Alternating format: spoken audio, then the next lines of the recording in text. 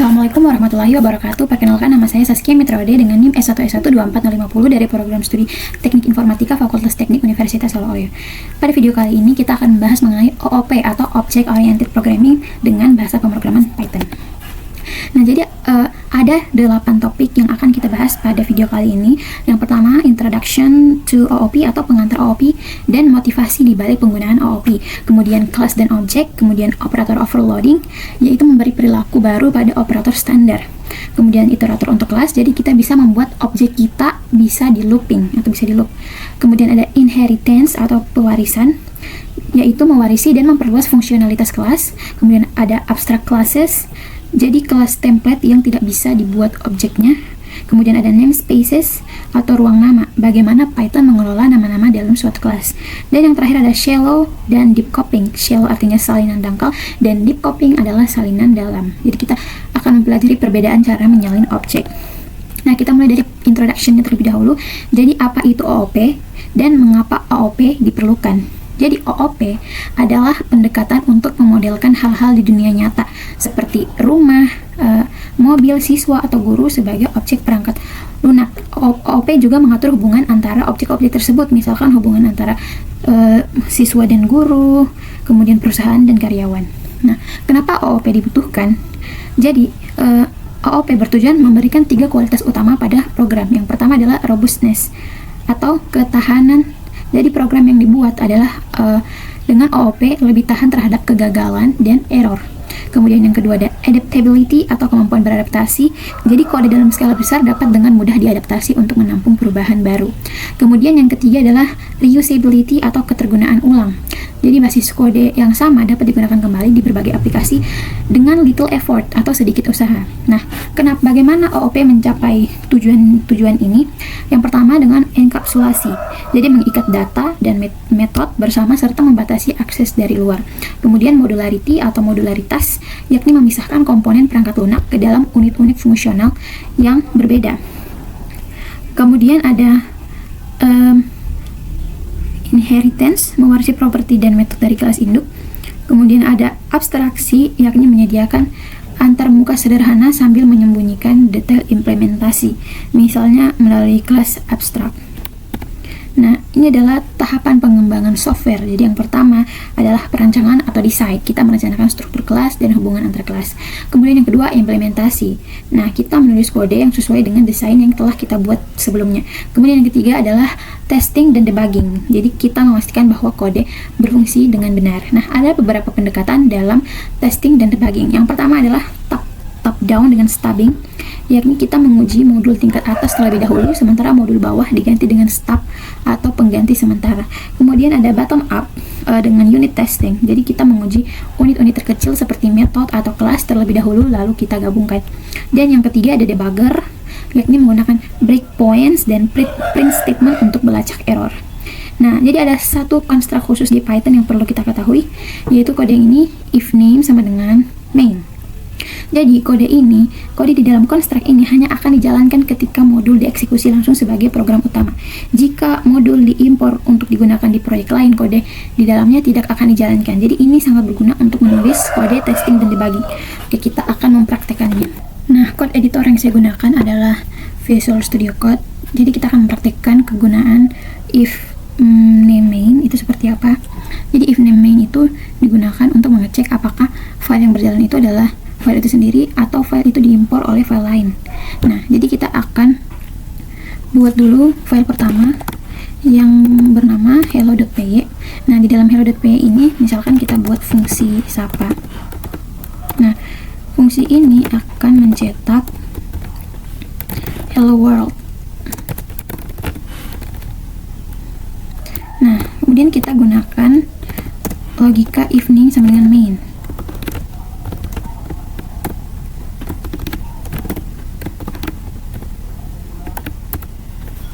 Maka akan di print hello.py sedang dijalankan. Nah, kemudian barulah kita panggil fungsi sapa yang kita buat di atas. Nah, ini kalau kita jalankan, maka logika blok yang ada di dalam if itu akan berjalan karena logika if-nya itu bernilai true. Jadi name ini kan kalau misalkan name sama dengan main, maka kode ini akan dijalankan. Nah, dalam file ini logika ini itu bernilai true karena main itu maksudnya yang dijalankan adalah file ini. Jadi ketika dicek apakah name itu sama dengan main, itu true karena main itu adalah file ini sendiri. Nah, ini outputnya. Jadi blok kode 456 ini akan dijalankan. Jadi hello pie sering dijalankan. Kemudian karena kita memanggil fungsi sapa yang berisi hello world, maka akan muncul hello world di sini. Oke, kemudian kita buat lagi file yang kedua untuk kita bisa melihat perbedaan ketika file ini berjalan dari dirinya sendiri dan ketika diimport. Kita buat file yang bernama main.py.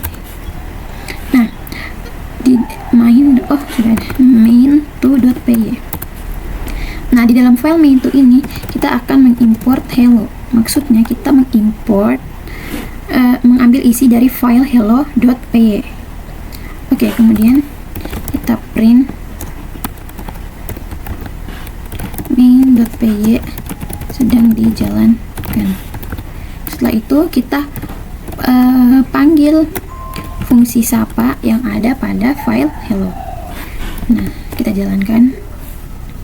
Jadi import hello ini itu mengambil isi dari file hello.py, tetapi Python hanya mengambil fungsi dan isi pentingnya. Bagian if name main itu tidak dijalankan. Nah, kemudian bagian baris ketiga ini akan menampilkan main.py sedang dijalankan yang ini. Kemudian bagian hello sapa ini akan memanggil fungsi sapa dari file hello dan hasilnya adalah hello world. Nah, saat menjalankan main.py ini hasilnya kan seperti ini. Kenapa tulisan yang hello.py sedang dijalankan ini tidak muncul ketika kita menjalankan main2.py? Itu karena bagian ini itu tidak bernilai true. Karena kalau dicek apakah name sama dengan main, nah kalau misalkan dijalankan dari main2.py, maka name-nya itu akan berisi hello, bukan lagi main. Jadi kondisi yang di sini itu sudah bernilai false sehingga blok kode yang ini tidak lagi dijalankan. Nah, misalkan kalau begitu kita buktikan. Untuk mengetahuinya kita coba print name. Jadi kita akan tahu variabel name itu isinya apa.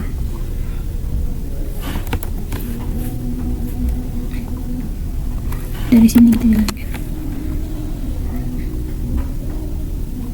Nah, ini.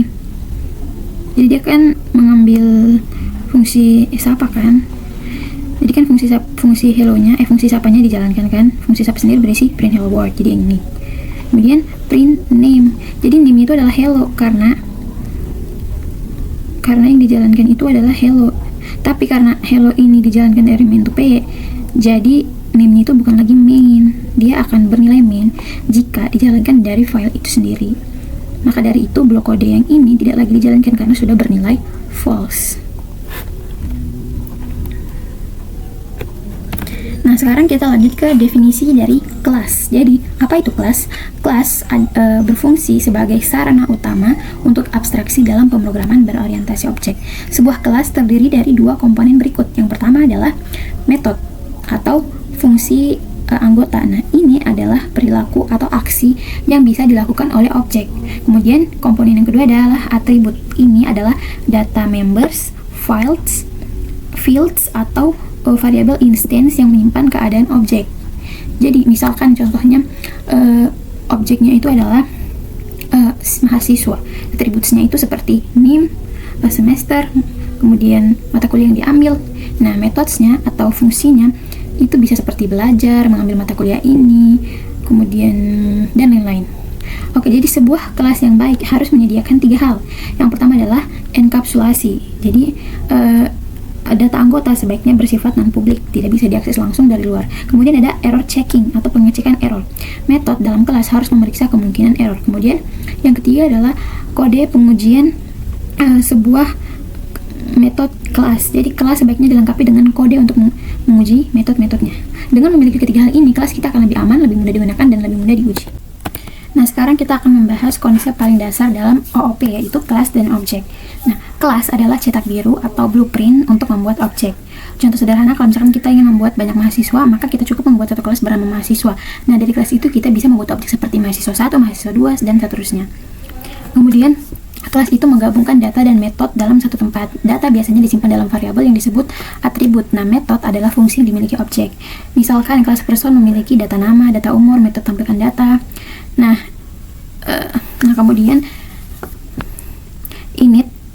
init ini adalah konstruktor yang otomatis dijalankan ketika objek dibuat. Nah, Python tidak mensupport atau tidak memiliki sistem private atau protected yang benar-benar ketat seperti Java atau C++. Python hanya menggunakan aturan penamaan sebagai tanda, bukan benar-benar mengunci data. Nah, kalau atribut protected diawali 1 underscore, kemudian atribut private data itu diawali 2 underscore. Nah, Python akan melakukan name mangling supaya atribut lebih sulit diakses langsung, namun tetap tidak benar-benar private. Nah, ada contoh kodenya, kita akan jalankan. Nah, saya akan buat file class person.py. Nah, jadi yang pertama kita akan buat kelas yang bernama person. Kita ikuti kodenya, kita berlayar. Nah, kemudian kita buat konstruktor kelasnya, yaitu init. Nah, kemudian di dalamnya ada self, name sama dengan noun, age sama dengan name sama dengan noun, age sama dengan noun, gender. Jadi kelas person ini atributnya ada 3. Dia menerima 3 parameter. Nah, jadi ada parameter nama, ada parameter age, dan ada parameter gender. Nah, nilai default semuanya itu adalah noun. Kemudian kita akan simpan parameter itu ke dalam atribut. Jadi atributnya adalah self.name. Nah, sama dengan name. Jadi parameter name akan disimpan ke dalam atribut self.name. Nah, masih ingat yang tadi kalau 1 underscore itu tandanya dia adalah protected. Berarti ini name yang ini tuh dia protected. Kemudian kita buat lagi atribut kedua, yakni age. Jadi atribut age ini akan berisi nilai dari parameter age. Dia akan menyimpan umur. Kemudian kita buat lagi atribut self.gender. Oh, yang gender ini underscore-nya 2 kali atau dia double underscore, berarti dia private. Dan dia akan menyimpan nilai dari parameter gender. Kemudian kita buat lagi metode getAttrib. Jadi ini adalah metode untuk menampilkan atribut. Jadi dia tidak punya parameter. Nah, kita printnya di sini adalah hello, my name is, ini bisa pakai F nih kayaknya, F biar kita tidak usah lagi pakai koma. My name is, baru kita panggil atribut dari kelas person ini, atribut name dari kelas person. Kita panah bawah supaya cepat, Alt Shift bawah 2 kali. Kemudian kita tinggal ganti saja di sini. My age is, nah di sini kita akan mengambil dari atribut age. Kemudian yang ketiga, my gender is, berarti atribut yang akan kita ambil adalah atribut gender. Oke, setelah itu kita buat lagi metode yang bisa mengubah atribut. Namanya adalah setAttrib. Nah, parameter yang dimiliki adalah name, age, gender. Oke, jadi kalau misalkan kita ingin mengubah nilai sebuah atribut, kita tinggal memanggil metode yang ini. Nah, parameter name akan disimpan ke atribut name. Kemudian sepertinya kita kopas saja yang ini karena sama. Nah, kemudian kita buat objek yang bernama set p1 atau %1.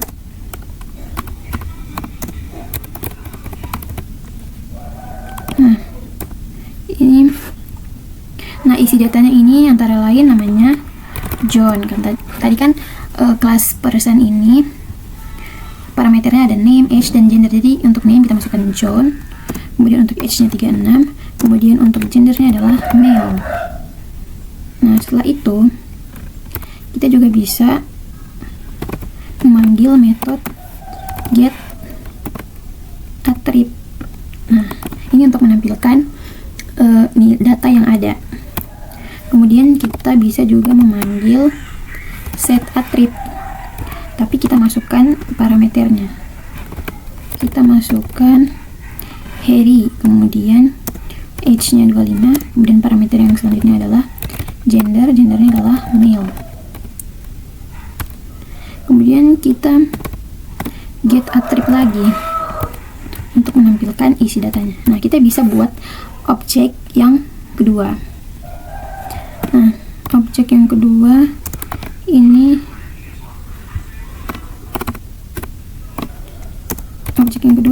sengaja tidak diisi. Nah, kalau tidak diisi nanti nilai defaultnya itu adalah known. Jadi ketika kita panggil fungsi get attrib, maka yang muncul itu adalah my name is known, my age is known, my gender is known, karena kita tidak menetapkan nilai untuk kelas personnya. Terus kemudian kita buat atribut baru bernama gender di luar kelas person. Jadi gendernya adalah female. Jadi dengan membuat atribut gender ini tuh tidak benar-benar mengubah private atribut di dalam kelas.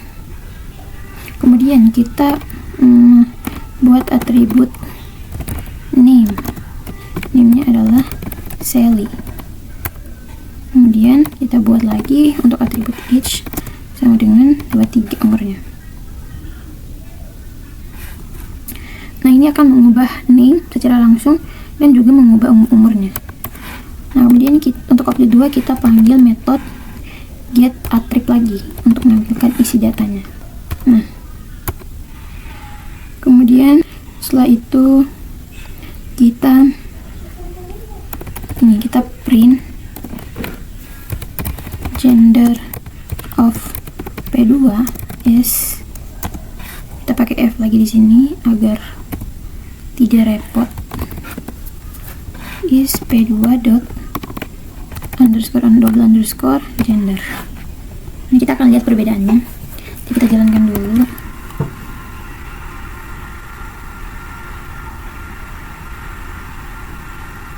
Oh, tunggu, saya lupa menaruh titik 2 di sini. Jadi jangan lupa titik 2-nya.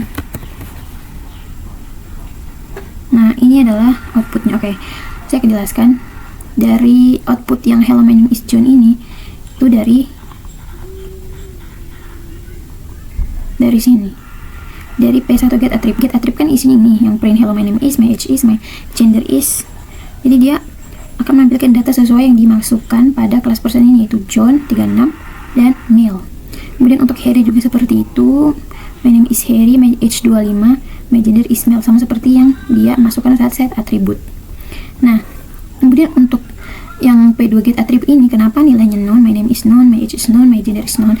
Karena dia itu membuat objek kosong di sini, tidak ada nilai yang dia masukkan ke parameter kelas person. Jadi di sini semuanya nilainya adalah known.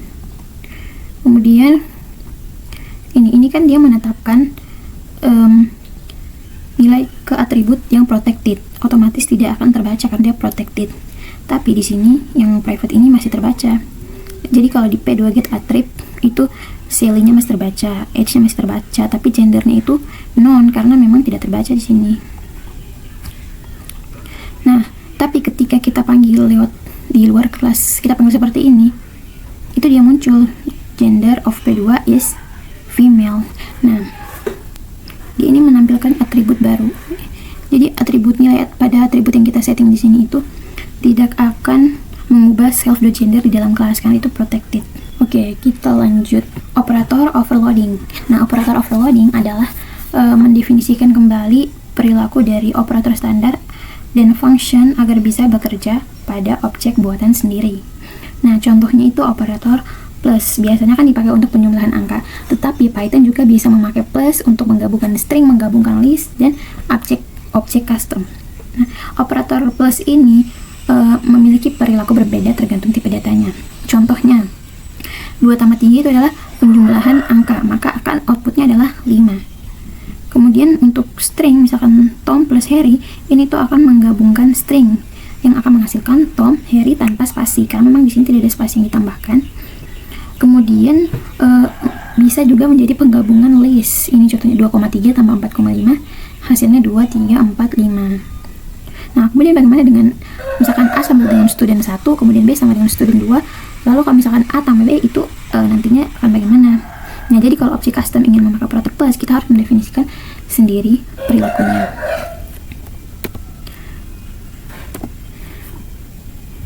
Oke, kita contohkan yang ini.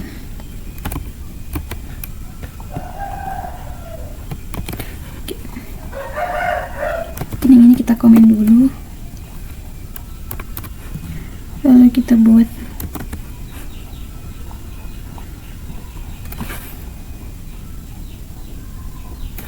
codingan baru. Nah, jadi di sini print 2 plus 3. Nah, operator plus di sini itu sebagai penjumlahan dari angka. Jadi nanti outputnya adalah 5. Nah, kemudian kalau untuk list yang berisi 2 dan 3, kemudian kita jumlahkan dengan list yang berisi 4 dan 5. Nah, kita akan lihat sebentar. Kemudian variabel A itu misalkan isinya list yang berisi list lagi 2, 3 dan 4, 5. Kemudian B itu adalah list yang berisi list lagi. Array maksudnya array yang berisi array. Koma, ada lagi array di dalamnya 10, 11. Nah, sedangkan C ini A plus B. Kita print C untuk kita lihat bagaimana penggunaan operator dalam ini. Kemudian kita juga bisa melihat penggunaan operator plus pada tipe data string.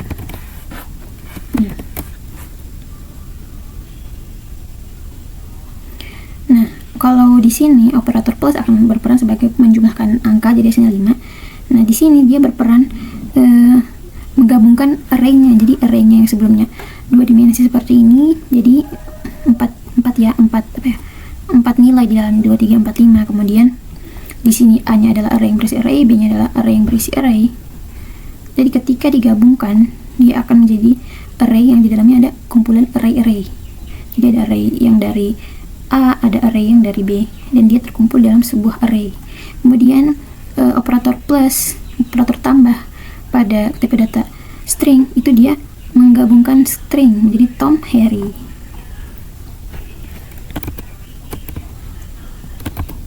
Nah, lanjut operator overloading through specially named methods.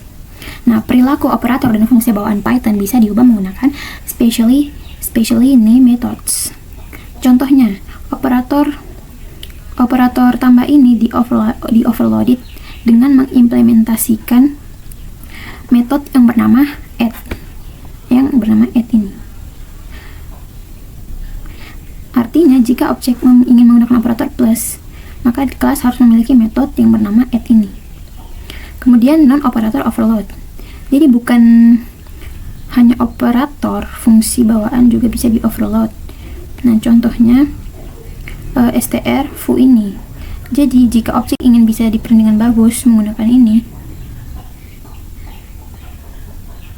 kita harus punya metode yang bernama foo str ini. Nah, kemudian contoh yang ini artinya itu objek bisa diperlakukan seperti boolean menggunakan metode foo.bool. Jika metode khusus tidak dibuat, maka operator terkait itu akan error. Contohnya, A tambah B akan menghasilkan error jika metode add ini tidak didefinisikan.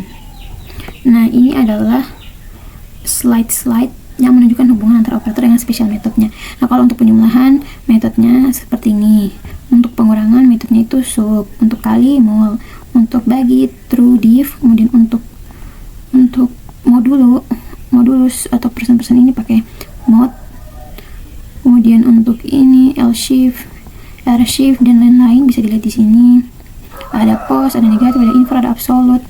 Kemudian ada less equal than, greater equal than, equal, not equal, dan lain-lain. Nah, sekarang kita masuk ke contoh operator overloading untuk sebuah kelas vektor. Nah, ada beberapa operator yang memiliki perilaku default di Python. Sebagai contoh, itu adalah bool method yang mensupport sintaks if foo. Jadi dia itu secara default semua objek dianggap true kecuali none.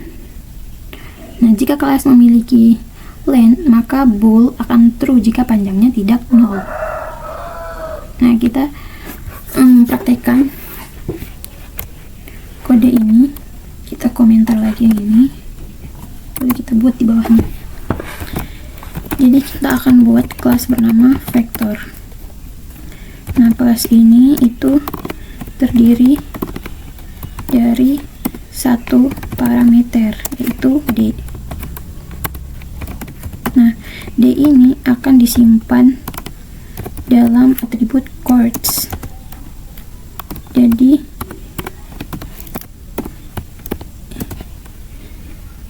apa ini maksudnya, indeks 0 kali D.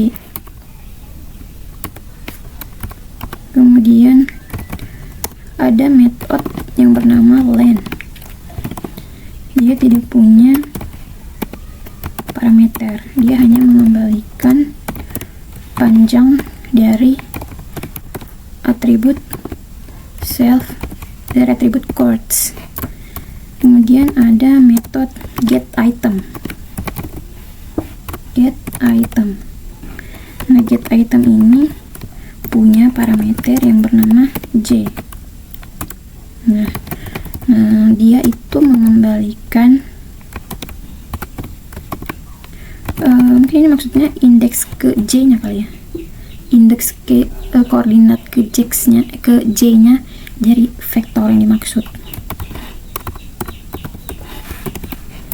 Kemudian ada metode setItem. Nah, setItem ini punya dua parameter, yaitu J dan val. Val ini akan disimpan dalam atribut chords indeks ke J. Nah, kemudian ada lagi metode kenapa metode di sini? Ada lagi metode add. Nah, add ini terdiri dari satu parameter, yaitu order. Kemudian di sini ada conditional if else jika panjang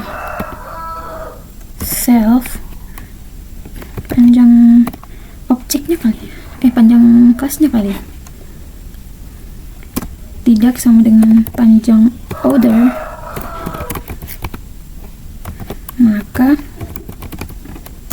akan muncul pesan value error yang keterangannya dimension must agree. Nah, resultnya sama dengan vektor len self. Kemudian di sini ada perulangan for J in range len self. Nah, dia akan menghasilkan result C, berarti result indeks ke J kemudian self C plus order index ke C. Kemudian dia akan mengembalikan nilai result. Nah, lanjut lagi ke metode berikutnya, yakni equal. Nah, equal ini punya satu parameter yakni order, dan dia akan mengembalikan atribut chords yang sama dengan order chords. Dia akan mengembalikan nilai chords dari kelasnya sendiri dan kelas order. Kemudian metode selanjutnya adalah ini, kayaknya ini mungkin maksudnya not equal kali ya. Not equal juga sama, parameternya satu yaitu order, jadi dia mereturn not self order. Kemudian def str. Nah, dia juga tidak punya parameter, dia mereturn apa ini maksudnya, plus str dari, berarti bentuk stringnya kali ya, dari atribut chords index ini, bukan index ini, atribut chords 1.2 min 1.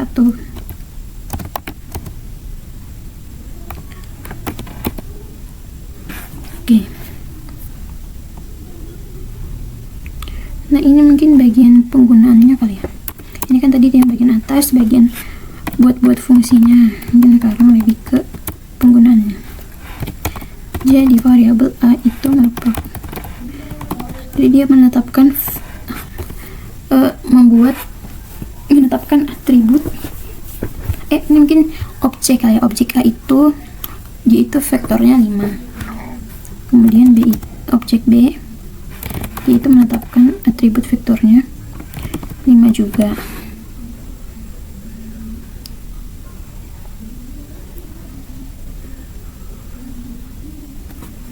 Oh, ini 5 dimensi kali ya. Nah, kemudian vektor ketiga harusnya tadi alt shift aja, dia juga 5 dimensi. Nah, kemudian yang di ini vektor kosong 0. Nah, kemudian kita print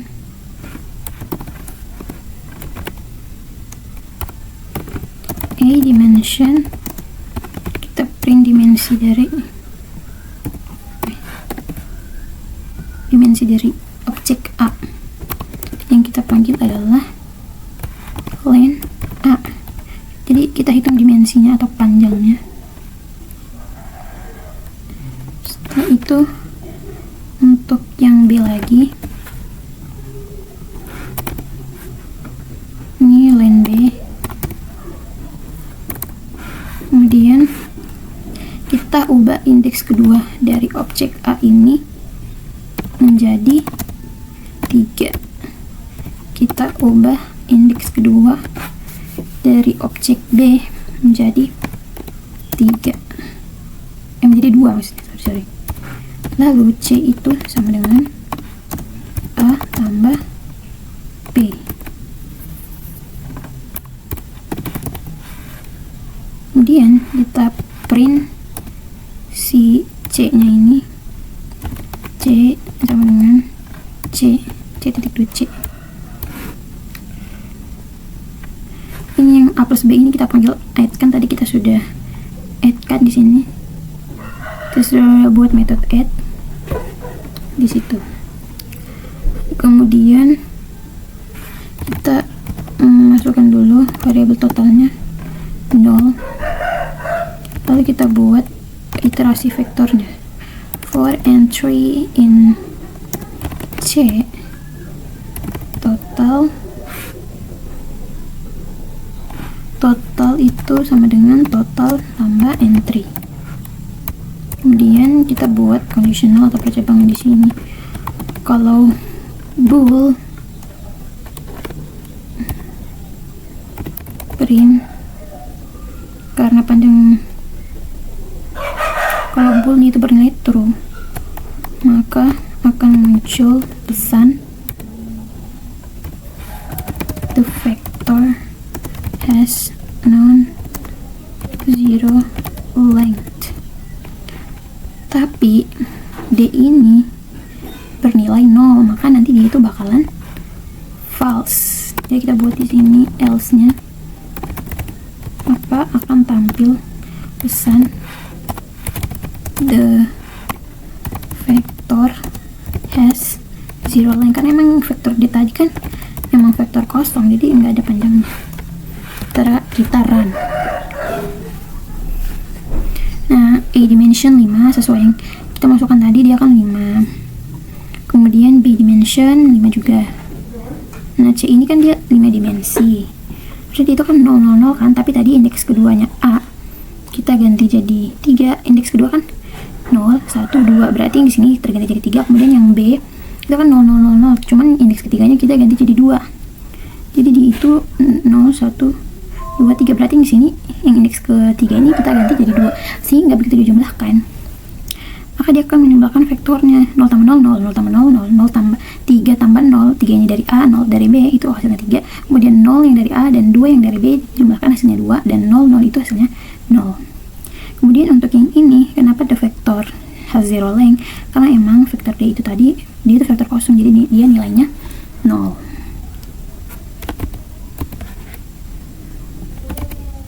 Nah, iterator untuk sebuah kelas. Iterator memungkinkan objek diakses satu persatu. Iterator memakai next method untuk mengambil data berikutnya. Jika data habis, Python menghentikan iterasi. Nah, dengan menggunakan ini stop iteration. Nah, cara membuat iterator itu ada dua. Yang pertama menggunakan generator syntax seperti next dan iter. Kemudian dengan mendefinisikan len dan get item untuk kelas yang didefinisikan pengguna. Nah, ini adalah contoh membuat sebuah kelas iterator menggunakan generator syntax yang ini. Kita akan coba.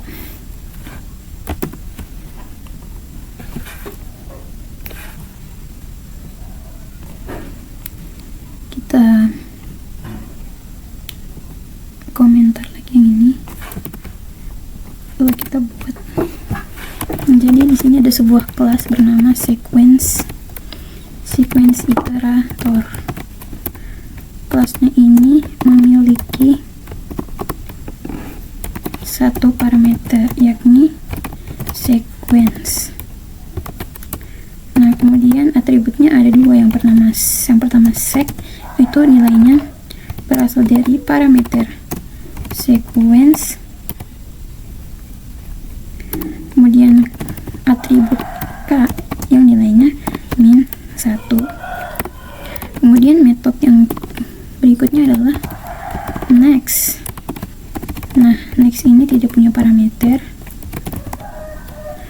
Atributnya itu adalah k. Jadi atribut k itu ditambah dengan 1. Kemudian ada percabangan di sini jika atribut k kurang dari lebar kayak itu panjang karakter kali ya.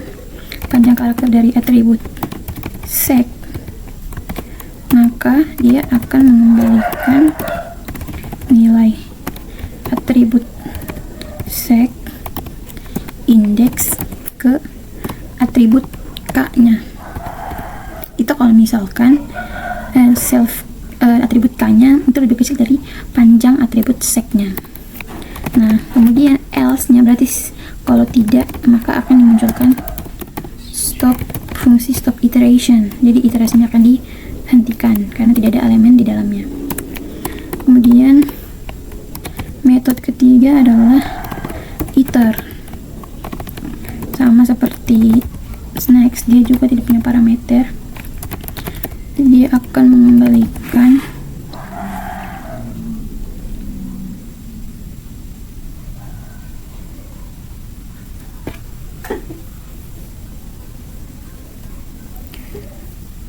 Jadi dia akan mengembalikan iterator, return self ya, dia mengembalikan nilainya sendiri. Kemudian nah ini sepertinya contoh penggunaannya lagi. Tentu saja, jadi data itu, variabel data itu adalah sebuah array ya, atau list. Ini array atau list nih, yang berisi 7, 8, 9, 2, 2, 3, 5. 7, 8, 9, 2, 3, 5. Nah, kemudian ada perulangan di sini. Perulangan for atau for looping. Untuk i di dalam sequence iterator, di dalam kelas sequence iterator berarti, dan kelas sequence iteratornya itu data, jadi datanya ini dimasukkan ke kelas sequence iterator. Kita akan memprint data itu satu persatu.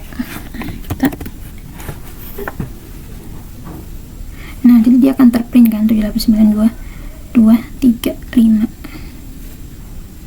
Jadi dia melakukan iterasi. Oke, lanjut membuat kelas iterator menggunakan len dan get item function. Jadi pada kode ini kita pakai yang generator syntax, sekarang kita pakai len dan get item function. Nah, jadi ini bisa dipakai untuk membuat ulang fungsi range bawaan Python, dan objek bisa dipakai di dalam loop, di dalam for loop maksudnya. Nah, oke, kita akan praktekkan kode ini. Kita jadikan komentar dulu kode yang sebelumnya.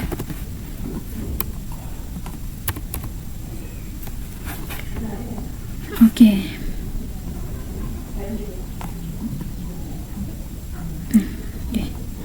Jadi kita buat kelas yang bernama range. Kita buat dulu kan konstruktornya init. Sorry, salah. Init yang parameternya ada start, stop, yang kalau nggak ada di setting pakai default yaitu none, dan step udah di setting di sini, step sama dengan 1. Jika step, jadi step itu tidak boleh 0, stepnya itu harus di atasnya 0. Kalau sama dengan 0, maka akan menghasilkan value error dan akan ditampilkan pesan step cannot be 0. Nah, jika stop is none, maka start, stop sama dengan 0. Jadi startnya di setting jadi 0 dan stopnya di setting jadi 0 juga. Kemudian buat atributnya nih, atribut length itu akan berisi nilai maksimal 0. Ini akan menghitung panjang range-nya. Stop kurang start plus step min 1. Kemudian self start sama dengan start. Jadi dia atribut start ini nilainya dari parameter start. Kemudian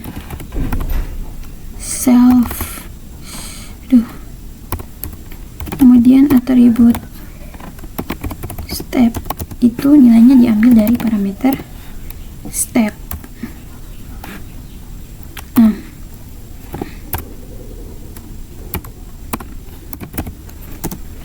kita buat, nah disinilah kita pakai yang metode len tadi kan untuk iterasi.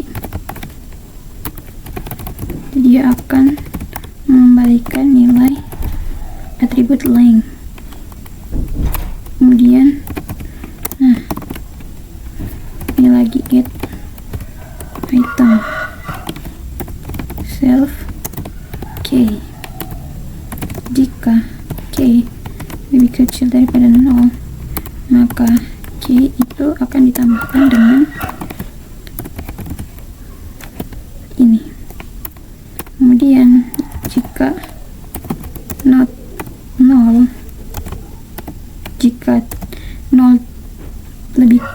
maksudnya jika 0 tidak lebih kecil sama dengan K dan K tidak lebih kecil dari self dot tidak lebih kecil dari atribut length, maka akan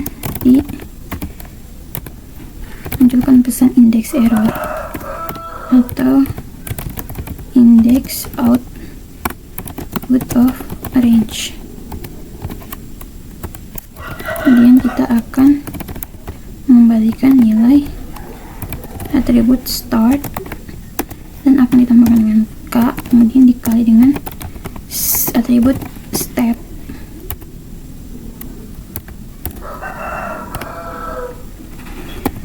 Nah, kita buat dulu objek R. Kan dia masukkan 3 parameter, berarti ini nih. Start, stop, step. Start, stop, step ya cocok. Jadi startnya 8. Apalagi tadi? Stopnya 140 dan stepnya 5 ya kan. Kemudian akan di print length of object R sama dengan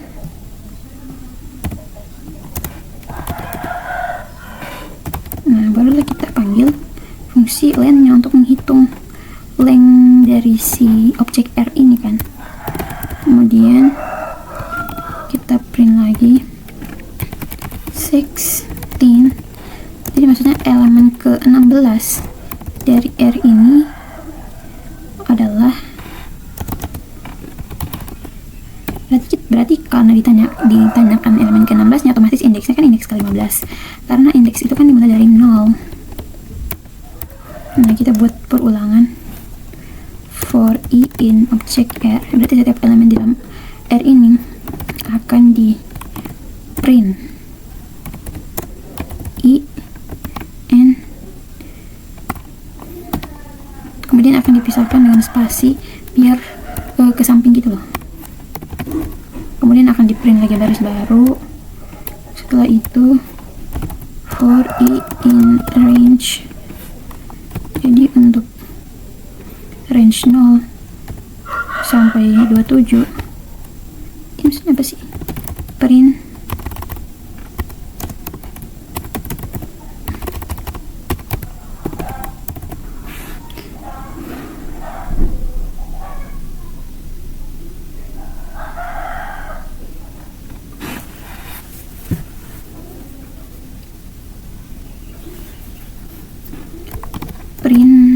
R, berarti indeks ke i nya R ini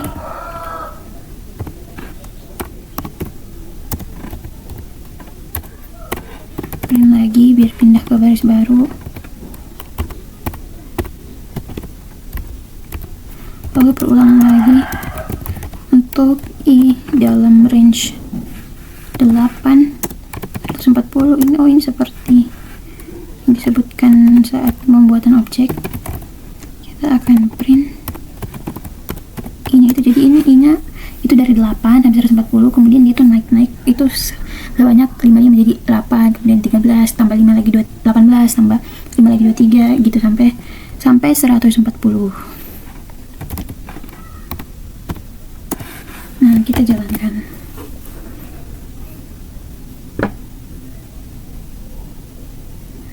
Oh, ini lupa titik 2, jangan lupa titik 2.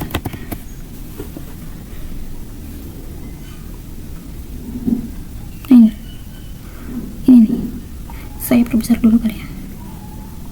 Nah, length of R yang 136 ini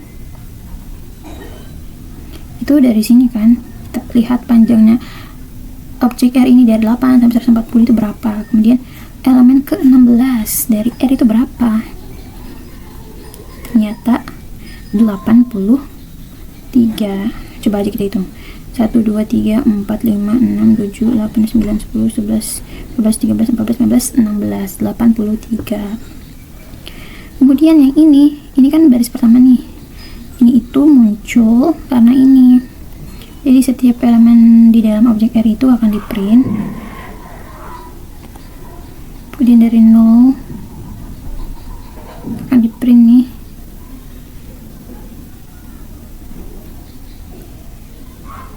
Oh enggak, sampai di mana nih? Oh, banyak banget sampai di sini ternyata, guys.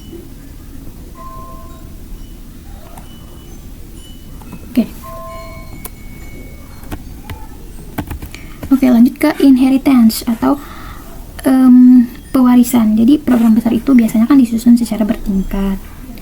Nah, kemudian fungsi yang mirip kan dikelompokkan. Jadi semakin ke atas hierarki, kelas itu menjadi lebih umum. Jadi semakin ke bawah berarti dia semakin khusus. Nah, inheritance memungkinkan child class mewarisi parent class. Nah, kemudian child class itu bisa mengubah perilaku parent. Nah, child class juga bisa menambah metode baru. Nah, ini contohnya. Nah, parentnya atau base classnya adalah building. Oke, turun lagi ke bawah. Ada childnya si building ini, yaitu apartment, house, dan commercial building. Nah, tapi si child dari building ini tuh berperan sebagai parent ketika dia punya child lagi di bawahnya, yaitu seperti low rise, high rise, two-story house, ranch, dan skyscraper ini kan child dari parent yang ini, tapi yang ini tuh child dari parent building ini. Dari atas kan itu general kan, di atasnya kan masih general jadi building, kemudian semakin turun itu semakin spesifik. Jadi misalkan dari building terus dia spesifik lagi, oh buildingnya apartemen, oh apartemennya jenisnya apa, oh jenisnya yang low rise atau yang high rise. Nah, kemudian ini adalah hierarki Python, tipe exception hierarki Python, hierarki exceptionnya Python. Nah, jadi base exception itu adalah parent yang paling atas.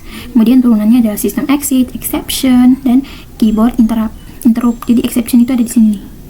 Hierarkinya kan dia ada di sini. Nah, tapi ini exception ini berperan lagi sebagai parent untuk child class-nya, yaitu value error, lookup error, dan arithmetic error. Nah, kebetulan lookup dan arithmetic punya lagi child class, maka mereka berperan lagi sebagai parent class-nya. Nah, adapun child class-nya itu kalau untuk lookup error ada index dan key error, kemudian arithmetic error ada zero division error. Nah, kita akan contohkan bagaimana credit card classes. Nah, jadi kode ini itu untuk disclaimer, dia itu menunjukkan, nah jadi dia itu punya fungsi ya. Jadi kode ini tuh punya fungsi yang pertama, bisa membuat akun baru untuk customer, kemudian mengizinkan untuk mengambil data customer, kemudian expenses itu mungkin artinya transaksi pembelian kali ya, kemudian pembayaran saldo, jadi user bisa membuat pembayaran untuk memelihara saldo cardnya, dan yang terakhir itu transaksi tidak boleh melewati limit. Nah, oke, kita akan contohkan bagaimana kodenya.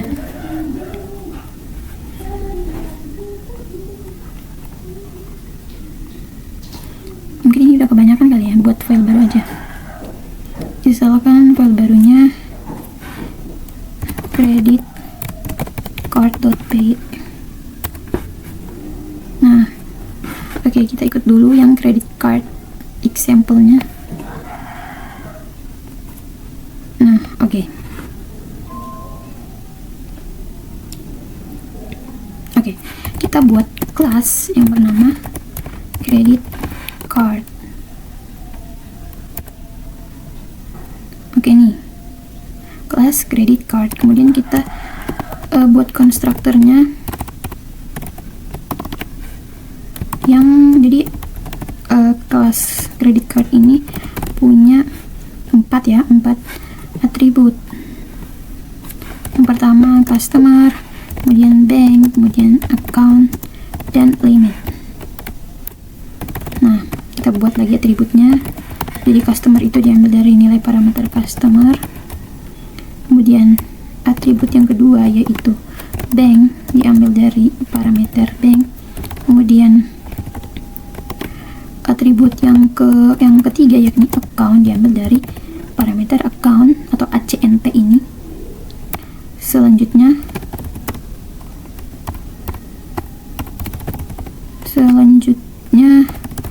limit. Nah, limit ini diambil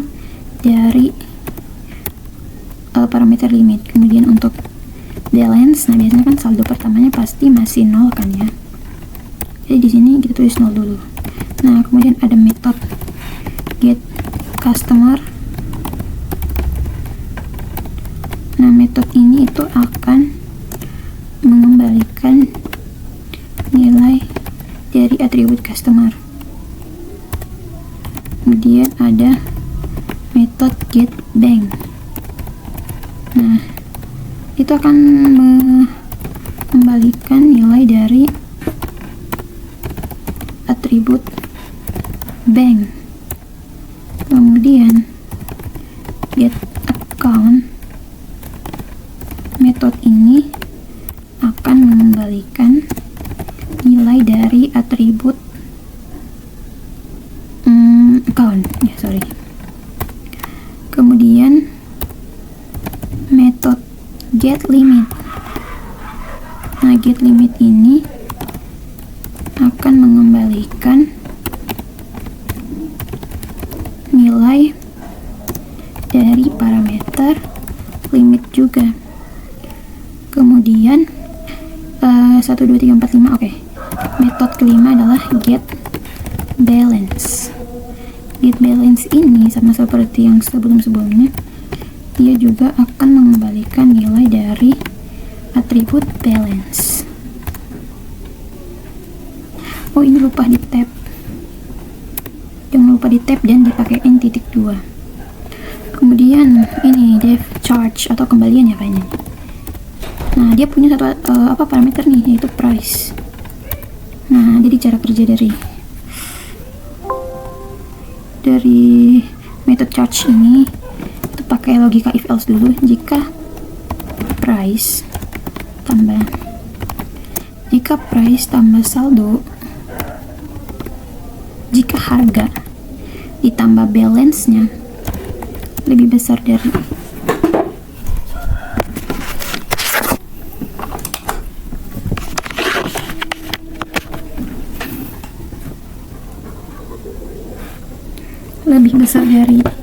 batasannya atau limitnya, maka akan dikembalikan nilai false. Nah, jika tidak, maka self balance-nya akan balance-nya apa sih?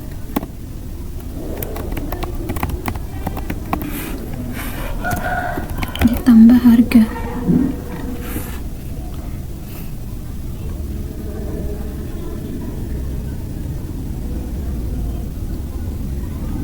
Oh, ini untuk transaksi yang charge ini. Sorry. Terus kita cek dulu limitnya. Yang kalau misalkan limitnya lebih kecil daripada harga ditambah balance-nya, maka akan di return false. Nah, kalau misalkan ini saldonya akan ditambah dengan price, kemudian true, pokoknya gitulah. Sekarang kita buat lagi method make payment. Jadi ini punya satu parameter bernama amount. Nah, set balance-nya jadi saldonya dikurangi dengan amount, kayak harga pembayarannya gitu kali. Setelah itu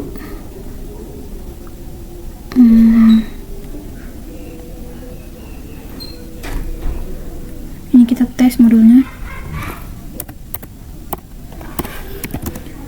If, jadi ini dites kalau misalkan ini berjalan langsung dari filenya, bukannya dari diimport oleh file lain, maka yang akan dijalankan itu ini walletnya dulu. Jadi kita buat list wallet atau dompet ya. Nah, wallet ini, di dalam variable wallet ini akan ditambahkan credit card yang customernya ini namanya John Bowman. Kemudian banknya tadi kan parameter keduanya kan itu bank kan, itu California Savings. Nah, Setelah itu akunnya misalkan ini nomornya, ini dalam bentuk string juga, 5391 0375 9387 5309. Nah, kemudian limitnya itu 2500. Kita alt shift bawah biar cepat 2 kali. Masih John Bowman California Saving, ininya berubah, kita ubah aja deh 3485, kemudian 0399 3395 1945. Nah, dia limitnya 3500. Ini juga masih sama, cuman beda. Oh, masih sama nih, nomor akunnya juga sama, cuman yang beda ininya jadi 5000. Kemudian kita buat perulangan for file in range 1 sampai 17, wallet index 0. Jadi index 0 itu dipanggilin fungsi charge dengan parameter file. Kemudian wallet yang index 1 juga dipanggilin fungsi charge. Nah, parameternya ini 2 kali file. Kemudian wallet index ke 2 menjalankan juga fungsi charge, tapi dia 3 kalinya file. Kemudian untuk C di dalam range 3 print customer sama dengan ini, pakai F aja nih biar cepet,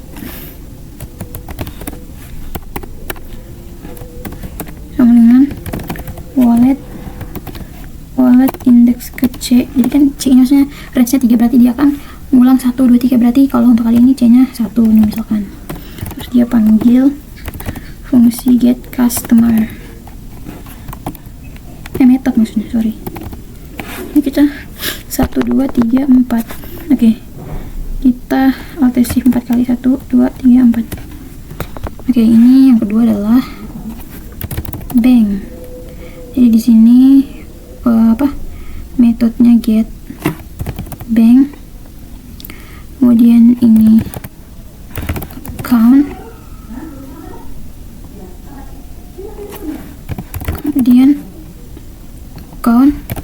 kemudian limit. Jadi metode yang dipanggil adalah get limit, kemudian balance. Nah, metode yang dipanggil adalah get balance. Nah, di sini ada perulangan while juga nih. While wallet index ke C yang get balance-nya itu lebih dari 100, maka wallet ke C-nya ini akan membuat sebuah payment atau pembayaran sebanyak 100 itu kan. Kemudian print new balance dengan jangan lupa pakai ini F biar gampang, gak usah di koma-koma. Wallet index ke C, kemudian get balance. Nice. Lalu kita print ini garis-garis, pokoknya dibanyakin aja, lalai sampai situ aja. Oh, ini apanya sih? Yang di sebelahnya nih outputnya, terus alt M. Nih outputnya, kayaknya ada yang salah deh jadi codinganku ini. Tapi apa ya? Kita lihat dulu. Customer sama nih John Bowman, banknya California Savings, accountnya sama, limitnya sama, balance-nya sama, new balance. Berarti bagian sini nih yang salah nih. Oh, ini lihat dulu. bagian while pokoknya. While wallet C get balance lebih dari 100, wallet C make payment print new balance sama dengan wallet C get balance C. Oh ini nggak ada ininya. Kita ulang.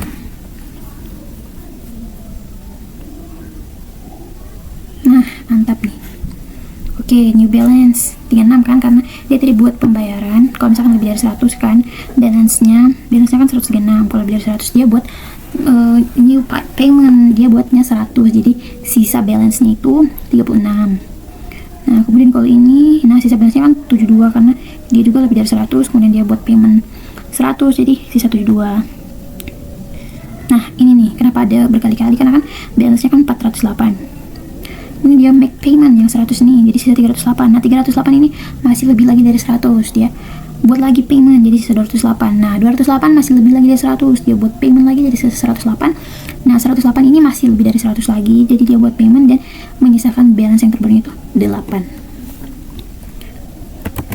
Oke, kita lanjut ke contoh pewarisan kelas lagi, tapi nama kelasnya kali ini predatory credit card. Nah, jadi kelas credit card ini merupakan parent-nya kan. Kayaknya credit card yang kita buat sebelumnya deh. Nah, ini nih.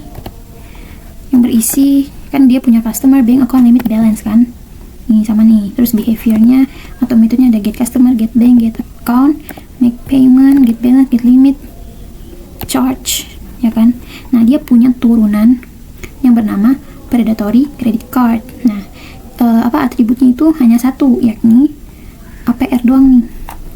Nah, behaviornya cuma dua, yaitu process amount dan charge yang ininya price. Nah, child class yang ini itu mewarisi konstruktornya kan. Jadi kan tadi yang di credit card konstruktornya ada customer, bank, account, limit kan. Nah, dia itu mewariskan juga yang itu. Nah, kemudian dia mengubah perilaku charge. Nah, setelah itu dia menambahkan bunga nih, ada proses amount-nya di sini. Oke, kita langsung praktekkan. Nah, kita buat dulu file baru. Misalkan namanya apa ya? PCC aja kali ya. .py. Ini saya sudah punya codingannya agar video ini tidak terlalu panjang, tapi saya akan tetap menjelaskannya satu persatu. Oke, dimulai dari baris ini kan komen nih, 1, 2 kan komen. Nah, kita mulai dari baris keempat.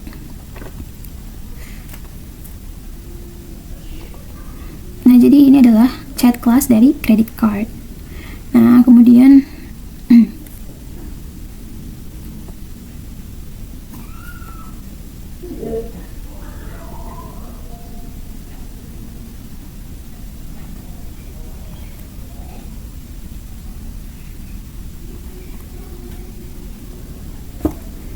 ada yang ketinggalan deh, kita lihat dulu kodenya.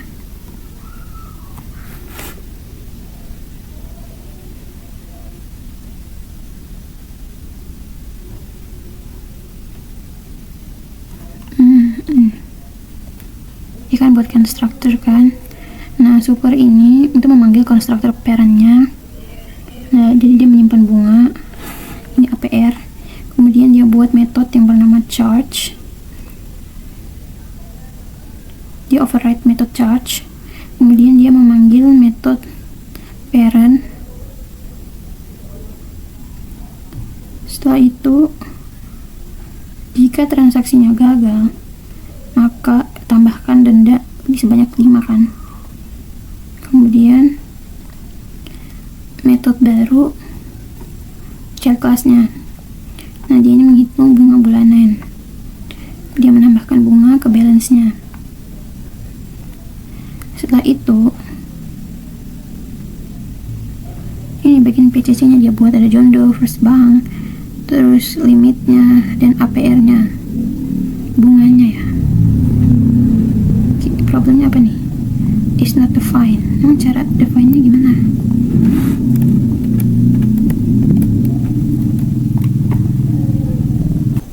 Oke, ini kayaknya nggak jalan karena kita belum import. Jadi kita import dulu di bagian atas. Import sesuaikan dengan nama tempat parent kelasnya tadi kan, jadi credit card. Kok masih mau ya? Credit card. Oh, mungkin kita salin aja kali ya, ini semuanya kita salin ke sini. Udah coba kita jalankan.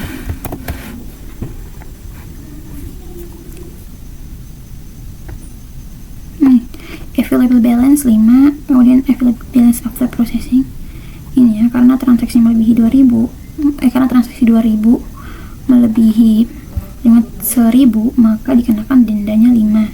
Nah, setelah bunga itu jadi bertambah 0,0331 dan seterusnya ini. Oke, kita lanjut lagi ke ini, another example of inheritance. Tadi yang progression, jadi ini kelasnya kelas progression. Jadi progression ini punya child arithmetic progression, geometric progression, dan Fibonacci progression. Oke, nanti ini ya anak-anaknya.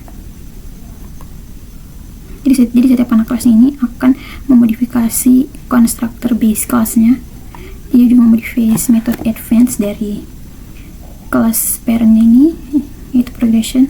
Nah, progression ini menggunakan generator syntax, next, dan iter untuk menyediakan capability iteration dan membuat 3 new child classes yang ini ya, untuk memperpanjang capability of this base class. Oke, kita lanjut dulu yang progression. Jadi saya sudah punya kodenya yang progression.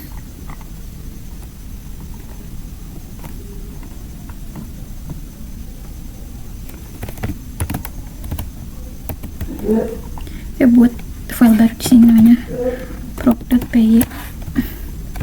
Kita pastekan ini yang kelas parentnya, kemudian yang arithmetic progressionnya juga kita paste, kemudian yang geometric progressionnya kita copy juga. Masih arithmetic ya, ini kan arithmetic, aduh salah nih, belum tercopy kayaknya nih. Oke, kemudian yang Fibonacci progression lagi. Oke deng. Nah, setelah itu kita jalankan. Tapi sebelum itu kita jelasin dulu deh. Jadi dari baris pertama nih. Jadi ini kelas dasar sequence-nya yaitu progression. Nah, self current sama dengan start ini menyimpan nilai awal yaitu 0. Kemudian di advance ini dia itu mengubah nilai sequence. Nah, self current plus 1 ini jadi current-nya itu yang tadinya 0 itu naik 1. Kemudian yang next ini akan mengambil elemen berikutnya.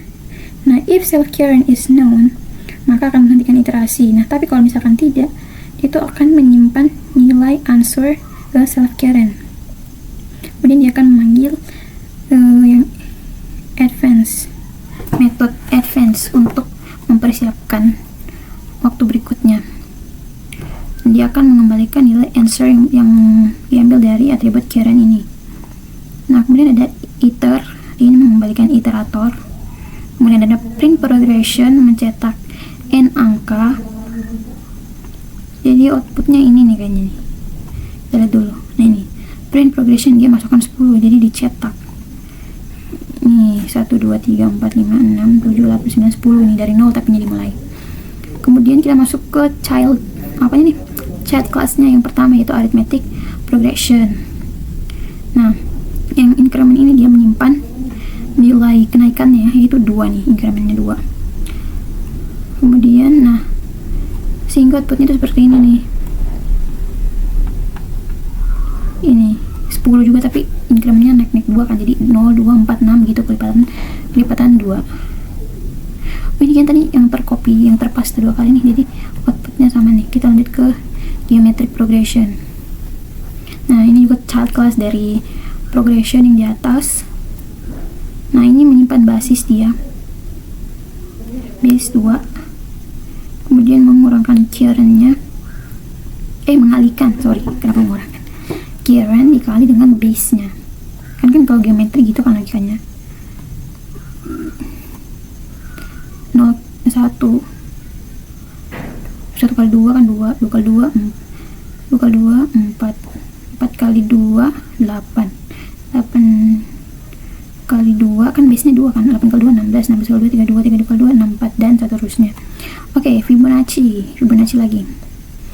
Jadi ini dia menyimpan nilai sebelumnya, kemudian dia akan menghasilkan angka Fibonacci nya ini. Fibonacci itu kan hasil penjumlahan dari 2 angka sebelumnya. 0, 2 angka sebelumnya kan 0 0 gitu kan. Jadi 0 tambah 0 0 tambah 1 1, 0 tambah 0, kemudian ini dimulai dari 0 kali ya. 0 kemudian 1, 0 tambah 1 1, 1 tambah 1 2, 2 tambah 1 3, 3 tambah 2 5, 5 tambah 3 8, 8 tambah 5 13. Kan Fibonacci kan gitu kan. Nah ini juga Fibonacci progression yang 4,6 di print nih, berarti dari 4 nih sebanyak 10 kayaknya nih, ya sebanyak 10. Ini dari 4 dan 6 kayaknya nih maksudnya. Kita lihat dulu apa sih yang diminta. The first dan second, berarti angka pertama dan angka kedua ya. Berarti 4 tambah 6 10, 6 tambah 10 16 dan seterusnya. Oke, kita lanjut lagi ke abstract classes. Jadi abstract class itu adalah template atau blueprint untuk other classes. Nah, abstrak sebuah kelas abstrak adalah sebuah kelas yang memuat satu atau lebih atau banyak metode abstrak. Nah, sebuah abstrak method adalah metode yang mendeklarasikan tapi tidak mengimplementasikan.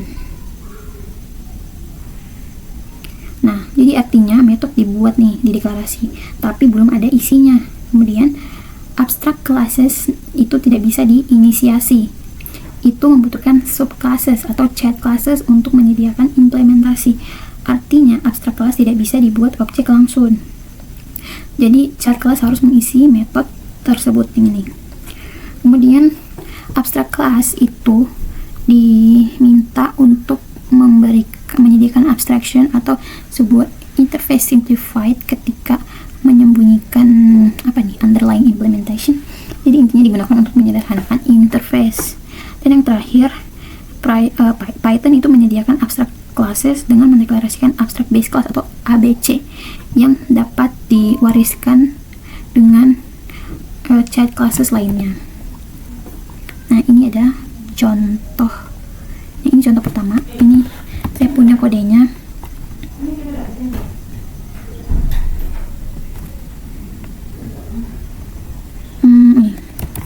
Ini untuk mempercepat videonya aja. Ini apa ya? Kita kasih nama ABC1 aja. .p. Kita paste. Nah, saya tetap akan menjelaskan dari baris pertama. Jadi from ABC import ABC ini. Itu maksudnya kita mengimport library abstract class. Kan tadi Python bilangnya yang ABC kan. Nah, kemudian kita buat kelas animal. Jadi itu base classnya. Ini untuk abstract classnya kan dia pakai ini ABC. Nah, kemudian ini yang abc abstract method ini itu di konektor abstract metodenya kan. Kemudian yang method move self ini artinya method abstract, ini abstract method, jadi belum ada isinya. Nah, ini adalah child class dari animal. Ini animal berarti dia child class dari animal. Ada human, snake, dog, lion. Oke, itu aja. Nah, masing-masing ini punya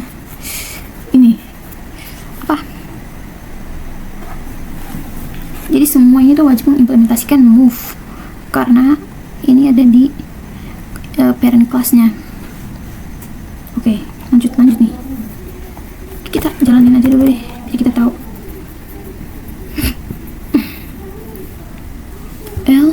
Nah ini nih, causes error atau menyebabkan error. Nah kenapa? Karena abstract class itu tidak boleh dibuatkan objek.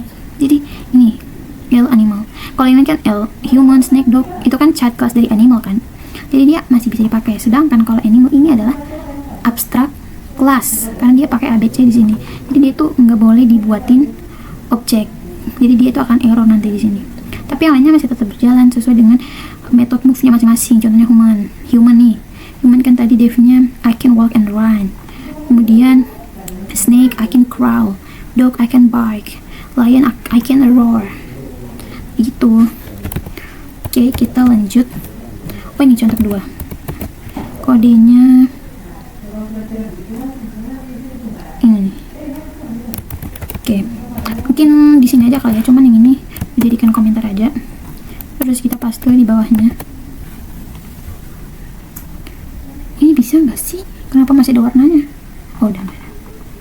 Oke, kita import ABC lagi. Jadi yang abstract class-nya itu yang ini, abstract class example. Yang saya akan jelaskan lagi satu. Ini metode abstract mana tadi? Ini nih. Nah, ini harus di override nih to something. Kemudian ada anak dari kelas abstract class namanya do at 42. Jadi value-nya dia tambahkan dengan 42. Kemudian dia buat objek 4 berarti 4 tambah 42 dong. Berarti nanti kalau di print hasilnya harusnya 46 sih. Coba kita print. Oh iya 46. Oke, kita lanjut lagi. Nah, ini nih. Ini adalah namespaces dan object orientation. A class namespace berarti sebuah namespace class berisi kali ya, menginclude semua declaration yang dibuat langsung dengan dari body dari kelas yang didefinisikan kali ya. Contohnya ini. Nah, class namespace of credit card ini berisi ini dari customer sampai charge. Nah, ini semua adalah method class. Kemudian class namespace of predatory credit card atau yang child-nya ini berisi ini, proses semua dan charge-nya. Jadi ini juga adalah method class-nya. Kemudian instance namespace for a predatory credit card object. Jadi ini berisi atribut data object, yaitu atributnya kan dari customer sampai APR dan ada nilai-nilainya di sini nih. Oke, selanjutnya kita masuk ke shallow and deep copying. Jadi ini metode untuk mengcopy data. Jadi ada beberapa cara. Yang pertama ada aliases atau alias, kemudian shallow copy. Shallow copy ini apa ya? Salinan apa ya namanya? Pokoknya kalau deep copy ini salinan mendalam.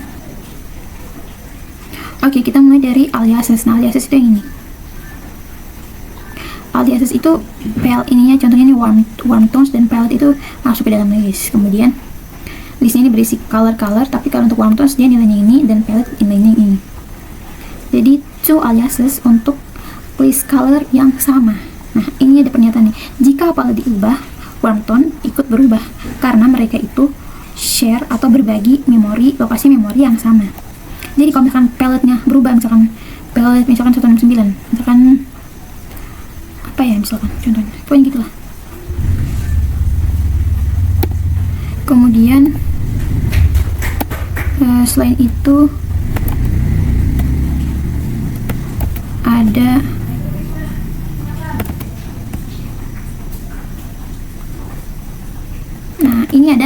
ini tuh contoh dari shallow copy dari list color dan ada deep copy dari list color. Nah, bisa dilihat di sini strukturnya. Ini kan warm tone kita berisi list. Nah, list ini kayak saling berbagi gitu loh, list dengan palette-nya. Jadi ini terhubung ke color di sini, ini juga terhubung ke color yang di sini. Nah, jadi isi objeknya itu masih merujuk ke objek yang sama gitu loh. Nah, pada shallow copy ini jadi ini palette sama dengan list warm tones. Dibilang kan palette sama dengan list warm tones, benar karena lihat nih arah panahnya. Dia bilang kan list warm tones. Nah, ini sama ini itu memang merupakan list dari warm tones. Nah, kita bisa menambah dan menghapus elemen dari palette tanpa tanpa mempengaruhi warm tones. Tapi kita bisa tidak mengedit sebuah instance color dari palette list. Nah, itu akan berefek ke warm tone colors. Jadi maksudnya mungkin jika isi objek diubah, objek mungkin maksudnya red, oh ini kan objek, misalkan isi rednya diubah, misalkan 169 nih diubah atau apa nih pokoknya, maka objek aslinya ikut berubah.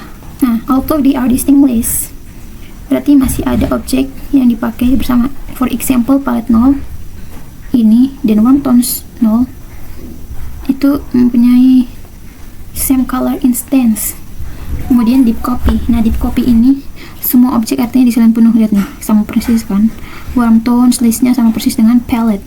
Jadi palette itu adalah copy dari deep copy warm tones. Jadi di dalam deep copy, the new copy, kopian yang terbaru atau salinan baru itu reference atau merujuk kepada own copies atau kepada salinan aslinya yang original version. Kemudian itu membuat separate memory location untuk dua copy. Jadi memorinya dibagi untuk dua copy yang ini.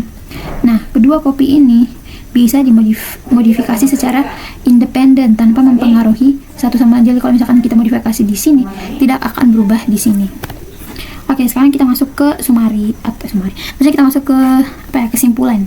Jadi di modul ini kita bisa mempelajari apa itu OOP dan bagaimana dan mengapa itu dibutuhkan, kemudian bagaimana membuat kelas dan objek, bagaimana mengoverload standar operator dan function untuk kelas yang didefinisikan user, kemudian bagaimana struktur program di dalam inheritance atau pewarisan, kemudian bagaimana meng-create dan menggunakan abstract classes, kemudian dan yang terakhir perbedaan antara shallow dan deep copying.